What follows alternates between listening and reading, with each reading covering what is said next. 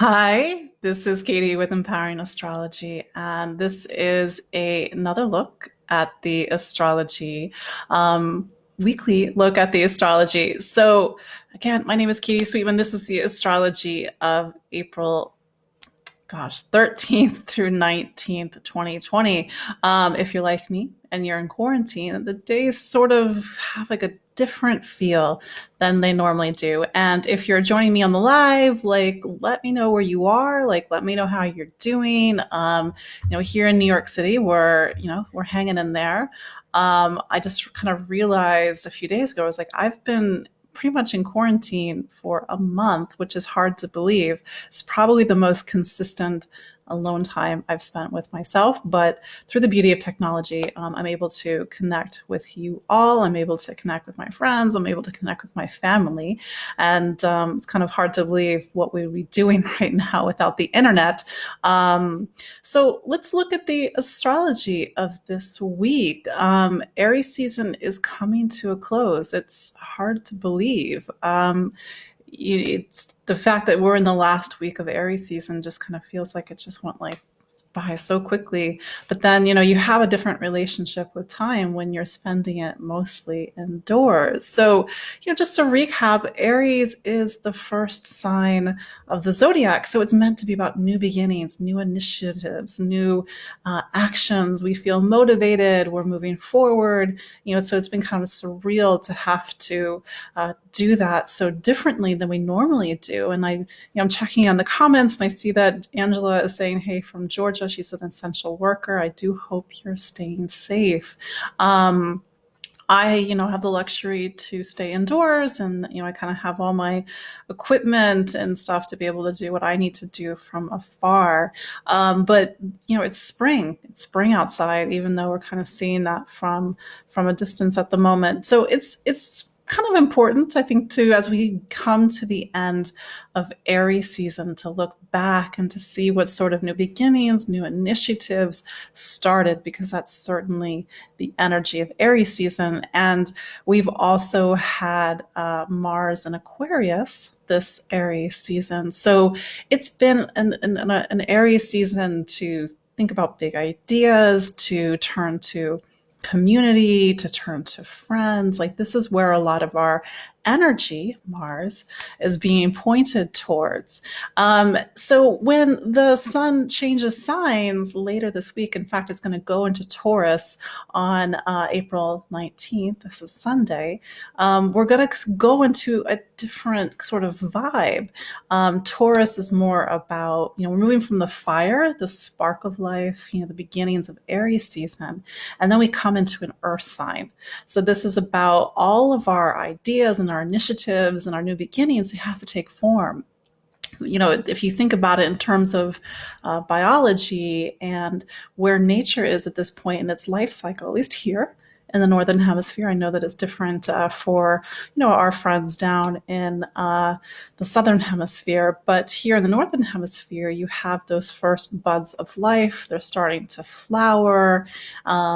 Sort of the energy is starting to take form on a physical. So this is why Taurus season is so much about the fertility of life, about things being able to root and to settle and to grow.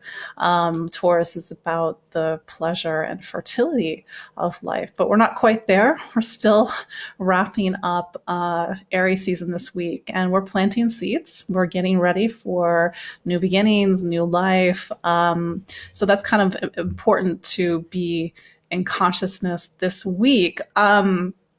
Now that the sun in Aries is kind of getting to that last stretch, it's going to be meeting up with Pluto and Jupiter tomorrow and Wednesday. And so this is kind of some strong energy, what's called a sun square Pluto, sun square Jupiter. It's sort of activating these two planets, Jupiter and Pluto in Capricorn, that have been sort of this titanic force of energy at the level of our world and everything that's going on, like the kind of the backs and forths with government and what have you. That said, on a personal level, Sun to Pluto talks about power. It talks about transformation. It talks about rebirth. So it's a day to sort of like re-examine what your relationship is with power, as the Sun makes a square to Pluto into tomorrow. And I think of Sun Pluto. I also think of like the willpower, and the personal fortitude needed to kind of climb a mountain, to make things move, make things go. So if you're feeling, if you're feeling something the next couple of days, what are you trying to change? What are you trying to transform? Because Pluto energy is almost like volcanic. It's nuclear. It's very transformational. It talks about the great forces of the earth. So how are you personally harnessing that? For me, I'm by myself in quarantine. So there's, I've kind of doubled down on my meditation practice and my personal work.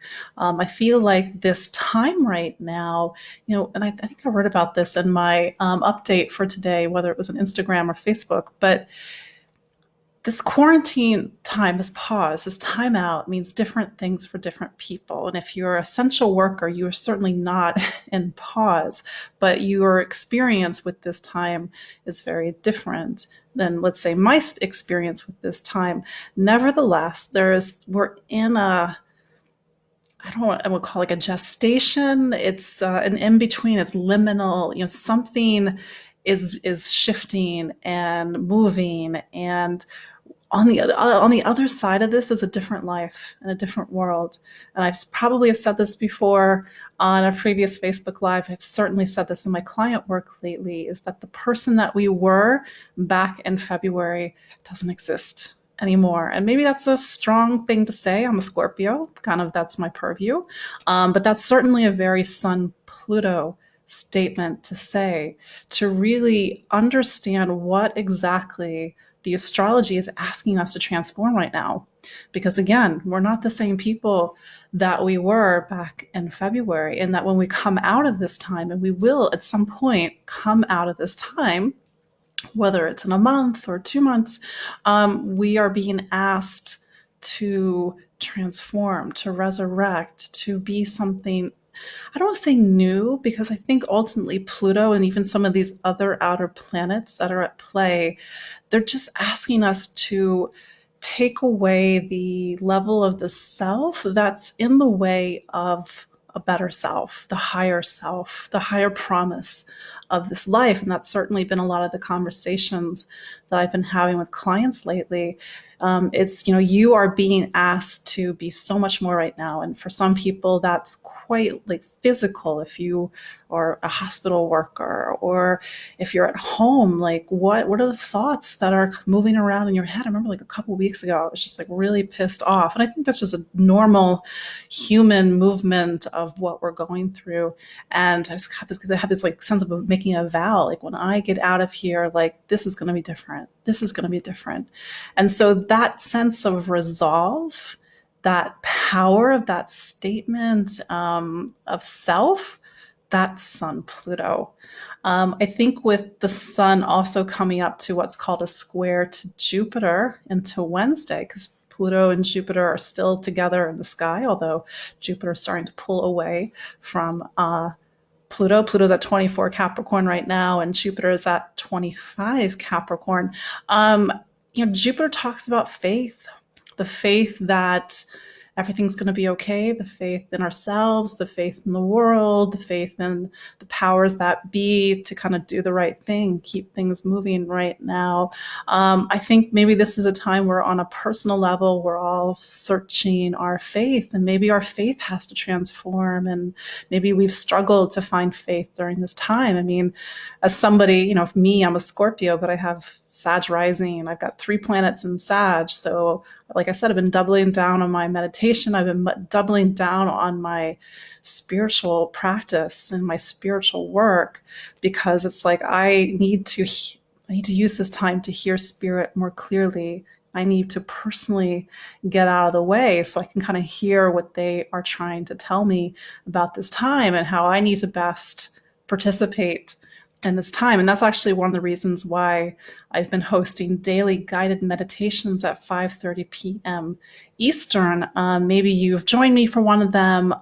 We've been doing them for 4 weeks at this point and creating a sense of practice and reconnection and community. So, I know meditation does not equal necessarily faith, but we need to find the answers within at this time. Like I said, this time is going to mean different things to different people. And I think when the world goes upside down, we have to consult our internal GPS. And certainly astrology is a form of a GPS. That's one level of us checking in where we need to go and what's going on. But ultimately, we need to search our internal GPS. I'm just checking out the comments. I see Kate is from London. I see Judy is here. Got somebody from California as well. Hope you all are being safe. And if you're watching the replay, do say hi. Let me know how you are doing. This week, we also have some other things going on.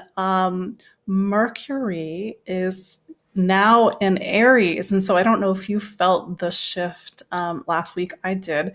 Mercury had spent a very long time in Pisces. It had been in Pisces for the better part, since February 3rd, except for minus a couple of weeks in the beginning of March. And so we went from Mercury in Pisces, which is way more intuitively driven.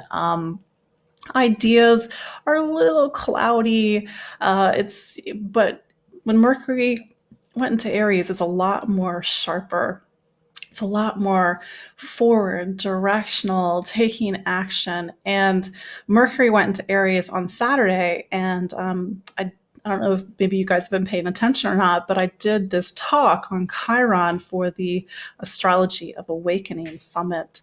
And it went really well. And I really hope that you all had a chance to hear it. Certainly the live talks were free, but now, you can, if you want to still get the talk and support some really great astrology from different astrologers, they are selling the talks as kind of like a conference bundle, but you do get bonus gifts. But anyway, so the talk went really well, but there was a sense of like, finally, Mercury is in Aries, things are happening, things are going, even if they're only going in quarantine. So a lot can happen, even if you're just sitting in your apartment, cooking a lot. And that's actually something that I'm doing a lot. I'm cooking a lot. I'm trying to perfect my bread baking game. If you are also in quarantine, let me know what you're doing, whether it's Sweden. I see Sweden's here, and Wisconsin and Canada.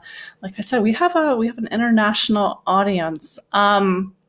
But now that Mercury is in Aries, it's going to meet up with Chiron on Wednesday, because Chiron is also in Aries. And I had a really powerful conversation with a client today who also had Chiron in Aries. And Chiron in Aries, now you may have Chiron in Aries personally, but collectively it's where we're at right now. Where is our pain point as a collective? Where are we working on ourselves? What are we healing? And right now, Chiron in Aries talks about needing to find bravery, to find courage, but also look at how maybe stepping forward, taking action, there's a pain or a suffering around that right now. And certainly we can't take action fully right now. We're in quarantine. We're sort of having our movements, Aries, limited. So that's been like a deeper karmic theme on a collective level right now. In fact, Chiron's been what's called square the nodes throughout March and going into April. So this is something that on a deeper collective karmic level, we're all having to work on. But one of the points I made in my talk this weekend was that the way that Spirit has taught me about Chiron is that Chiron is a knot.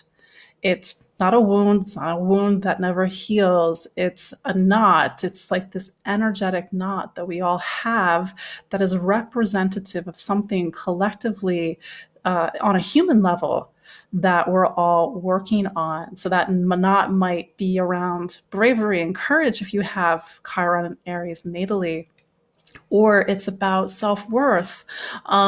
If it's about Chiron and Taurus, if you're a Chiron and Taurus with me, like for me, that pain point is always around value. Is what I'm sharing with you valuable? Am I valuable? Like these are deeper pain points because I have Chiron and Taurus, but that's a knot that I'm undoing. And when I sort of transcend that personal story around value and the suffering around value, and I inspire people that they too have value, that's me doing my Chiron work and me transcending the kind of lower expression of Chiron and opening up into the higher potential of myself and opening into the higher potential of my chart. And that's actually kind of the point I was trying to make in my talk this weekend. The talk was called Chiron and Consciousness, Unlocking the Chart. And I feel like we need to meet our Chiron with consciousness, that when we open this knot, the energy of consciousness can flow through us, and the energy of consciousness needs us, because without us, you don't get that alchemy of spark. And when you've ever had that big epiphany, that aha moment, that's like consciousness, that's the spark of consciousness, where we kind of have made that sacred alchemy with us. So when we open that knot, we allow more consciousness to flow in our lives, which gives us the potential for greater awareness of ourselves. Judy asks, is it possible to post the Chiron? That's a good question, Judy. If you signed up for it, I know there's a Facebook page, but the talks are only available like into tomorrow. So if you should have been given like maybe it went to your spam or something, but contact the person that was hosting it, Christine Caudill. Hopefully she can get you situated before everything sort of disappears. But yeah, it was an hour-long talk, and you also has a bonus, well, for those who do get the conference bundle, you do get my Chiron Healing the Soul webinar as part of the bonus gift. But anyway, that was the kind of greater point I was trying to make. We all have Chiron somewhere. Chiron is certainly a bit active this week, and it's been active last month. So really search yourself. Chiron's a very subtle influence. It doesn't work on the level of the physical. Sometimes it shows up on the physical as a physical disability, or dare I say wound. But mostly Chiron talks to these subtle stories of pain. You don't have you can't speak up. Chiron and Gemini, you feel like you're not supported, or you don't have connection, or you don't even have family. Chiron and Cancer, for example. So pay attention to see if your little buttons are getting pressed this week as Mercury meets up with Chiron and Aries. It's certainly a time when we need to have more courage and bravery. And Angela said that she was rereading my Uranus and Taurus sign by sign article. Yeah, so slight tangent, and maybe this is something that's better saved for when the sun goes into Taurus more properly next week. But one of the things that I talked about with when Uranus went into Taurus for the first time in like 84 years. And this was back in May of 2018. And we got a preview. So from May until November of 2018, Uranus was telling everybody, especially the Tauruses, the Leos, the Scorpios, the Aquariuses, hey, get ready. Your life is about to turn upside down a little bit. And certainly if you are those 4 signs that I mentioned, you've probably seen a lot of big changes since 2018. And more specifically, when Uranus went back into Taurus, because it retrograded back into Aries, goes back into Taurus in March of 2019. And then me, Scorpio, I left my day job in March to do this full time. I might have a previous career in graphic design, web design, and IT. And I left that kind of 20-year career behind to do this that I've been like doing on the side for 10 years. So that's how my tectonic plates were shifting. But on a kind of more of a global level, to kind of what Angela was pointing out in the comments, that this is a time when we have to have a new consciousness, Uranus, of the earth, Taurus, how we eat food, how we grow our food, money, how we spend it, how we earn it, what's our value. These are all Taurian themes. The last time Uranus was in Taurus was in the early 1930s. That certainly was a time that was a bit difficult depending on where you were in the world. That doesn't mean that that's a repeat or a carbon copy of what was going on during the Great Depression. We do have Saturn now in Aquarius. Saturn was last in, fun fact, or maybe not fun fact, Saturn was last in Aquarius in 1991, 94, 1962, 64, and then I think it's 32, 34, 1932, 34. So we're seeing Saturn returns of those times. That's more kind of this kind of mundane level of astrology that I don't normally talk about, but I think that, there's been another comment in the chat.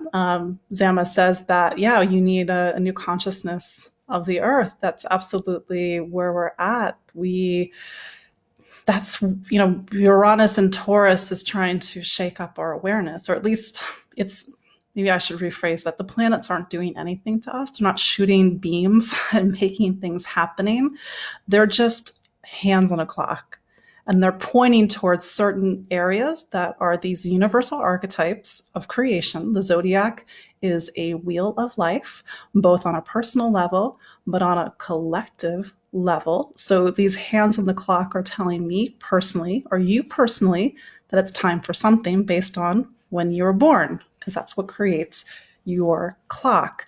And then on the collective clock, it's pointing towards a certain area, and it's saying collectively, us humans, we need to have a new relationship with the earth, Uranus and Taurus. So this is the time of where we're all at collectively. I went a little bit on a tangent, but I feel like that was a really important point, because when we go into next week, when the sun goes more, fully into Taurus, and then we have a Taurus new moon. I think it's the 22nd. And that Taurus new moon is going to be what's called conjunct Uranus and Taurus. So that says to me as an astrologer at least, that from April 22nd, going 4 weeks after that into May, wow, we're going to have to really shake things up.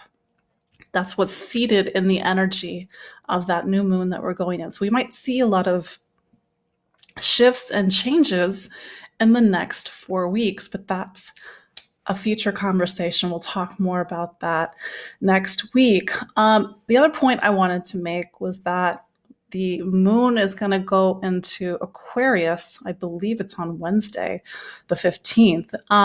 And when it goes into Aquarius, it's going to meet up with Saturn. And this is the first time that the moon and Saturn have been together in Aquarius since the 1990s. So what I think that we all need to be aware of this week, I've kind of talked about all these different layers of things going on, but this time right now, whether it's, the backdrop is the quarantine, but this time right now, we're planting seeds. We're planting seeds for a new life. And I think when the moon meets up with Saturn on, I believe it's Wednesday, maybe into Thursday, we're going to get sort of this hint of what this new Saturn and Aquarius life is about. And this is a time of new beginnings. See, Saturn, it will be in Aquarius until July 1st, but then it goes back into Capricorn on July 1st. But it will go back into Aquarius on December 17th. So what we're experiencing now is a new beginning, that when we get to the end of Saturn and Aquarius in March of 2023, we'll look back and we'll see the seeds that we planted. We'll see the stories that began. We'll see the stage that was set, that then later, when we return back to it in December and January of next year, that's the continuation of the story. So really sort of pay attention to what's happening on Wednesday. These Saturn and Aquarius themes are about community, connection, technology, the collective, sort of these kind of bigger ideas, certain political initiatives, equity, science, technology. I think I said that already. But when the internet was sort of began, and when it began as more of a public, non-military thing, that was August of 1991. Saturn was at 2 degrees of Aquarius. So the internet is having a Saturn return, and here we are. We're living our lives right now through video chat, through Zoom, through Skype, through Google Hangouts. So it's a very interesting Saturn return for the internet, but it's also a Saturn return for the civil rights movement of the 60s. So these are on a more of a global scale themes that are there, but how does equity show up in your life? How does justice show up in your life? How does science show up in your life? And if you want to know where, more particularly where Saturn and Aquarius is activating for you, I do have in the show notes Saturn and Aquarius sign by sign, and you can kind of get that quick download what that area of your life is needing your Saturn attention right now. And Saturn, when it goes into a new sign, when it goes into a new house in astrology, it sort of looks around and it's like, all right, we got work here to do. Or maybe not. Maybe it's like, how do we take this to the next level? But Saturn wants balance. It wants commitment. It wants, I was going to say can't think of the word right now, sorry. But when you do the right thing, I think Saturn in its highest form, it does want us to be upstanding. It wants that kind of, rectitude, or really standing by our convictions and doing the right thing. So it just makes Saturn happy. Wherever Saturn is in your chart right now, just make Saturn happy. That's all it wants. It's like this life coach or personal trainer. It's setting goals for you right now. And if you step up to those goals throughout the next few years in that part of your life, you'll see sort of this muscle created in that part of your life. And I've noticed that now that Saturn is in Aquarius for me as a Scorpio, there's more, and that's Aquarius is Scorpio is what's called fourth house. There's this kind of, it feels like a demand, but like people needing more emotional support, people wanting more of me, which when you start to get into the signs that are more on the right side of the zodiac from your sun sign, it's more about what other people want as opposed to what you want. So you have to find the balance between your emotional needs and somebody else's emotional needs. But I digress. So that's pretty much the astrology this week. Do keep in mind that we are at the end of Aries season this week. The sun goes into Taurus on Sunday, April 19th. We're also rounding out the lunar month, which means that as we start to get into the latter part of this week, it's typically more of a quiet time, a reflective time. Mercury is still in Aries, so I don't know how quiet things are going to be. And then we have our reset next week on the 22nd when we have the Taurus new moon conjunct Uranus. It's going to be very interesting. So I did mention some things about Chiron. In the show notes, there's links to the summit. And if you can't still watch it for free, you can also support some really great and talented astrologers by getting the conference bundle and some bonus gifts. So do follow me on social media if you don't already. I'm on Instagram. I'm on Facebook, of course. I'm on Twitter. You can sign up for my newsletter, and you can also book a consultation with me if you want to go into these deeper issues in your chart. I love getting into the deeper layers of the chart. I like to talk about the Chiron work. I love to talk about the Saturn work and these bigger, why am I here? What am I working on? And really sort of get into the material. So thank you very much for joining me for another look at the astrology of this week, April 13th through 19th, 2020. Again, my name is Katie Sweetman. I'm the psychic medium and astrologer here in Brooklyn, New York. Do stay safe, be well, and we will connect next week. Take care. Bye.